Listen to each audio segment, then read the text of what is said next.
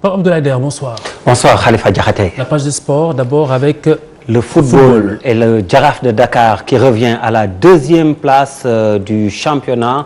Les Verts et Blancs de la Médina ont battu l'US Ouakam par 2-0 au stade Demba Diop pour le compte de la fin de cette 22e journée de Ligue 1.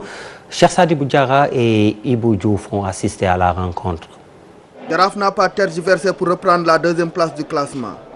Les Verts et Blancs ont cueilli à froid l'US Ouakam sur un splendide but de Babacar Seck dès la première minute que nos caméras ont raté. Le club de la Médina, dominateur, va doubler la mise à la 30e minute par Ibrahima Cissé.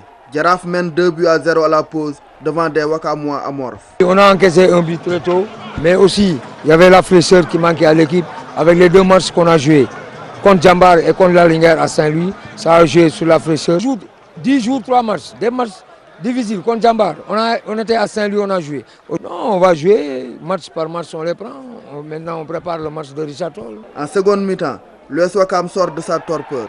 Elle obtient même un penalty, mais Khadim Ndiaye, le porteur du Jaraaf, arrête l'exécution de Mbaye Moussa John. Le score n'évoluera plus. Jaraaf remporte la partie avec plus d'envie et de maîtrise.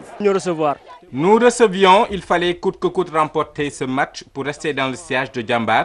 Dans l'ensemble, c'est bien, nous voulions la victoire, nous l'avons obtenue, gagner le championnat reste notre objectif.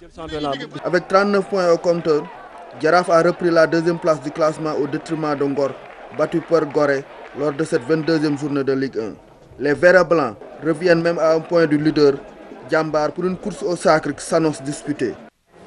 Djambar, leader avec 40 points, donc toujours au stade Demba Diop.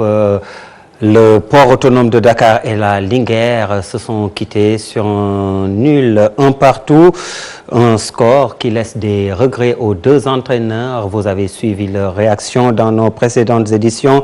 Malik Daf pour le port qui estime que c'est 2 perdus, alors que Boukounta Cissé de la Linguère a souligné le but pris contre le cours du jeu. On passe au basket avec le bureau fédéral qui diffère sa décision concernant la finale avortée, finale de Coupe du Sénégal dames entre Duc et SLBC.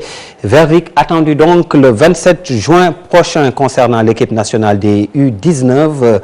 C'est finalement ce soir que l'équipe quitte Dakar à 21h pour la République tchèque pour disputer les championnats du monde à Prague du 27 juin au 6 juillet prochain. Pour terminer la tournée annuelle de Giving Back, édition 2013 dans 3 pays, le Mali, le Burkina Faso et le Sénégal. Reportage Cheikh Tidiane John, Yaya Diallo.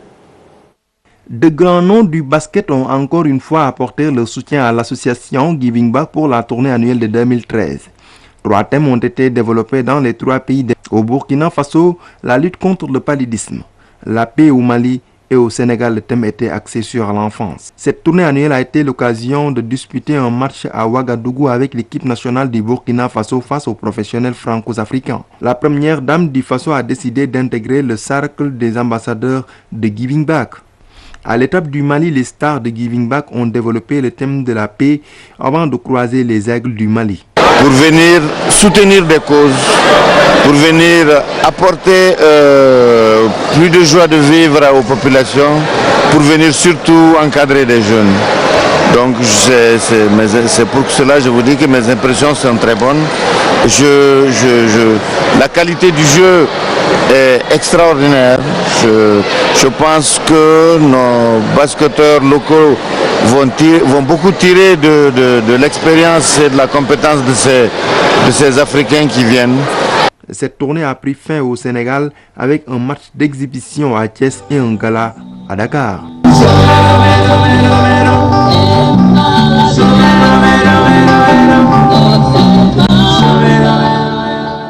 C'est sur cette note de musique que se referme cette page des sports. Khalifa Diakhaté. Merci Pape Abdoulaye Der. Dans un instant.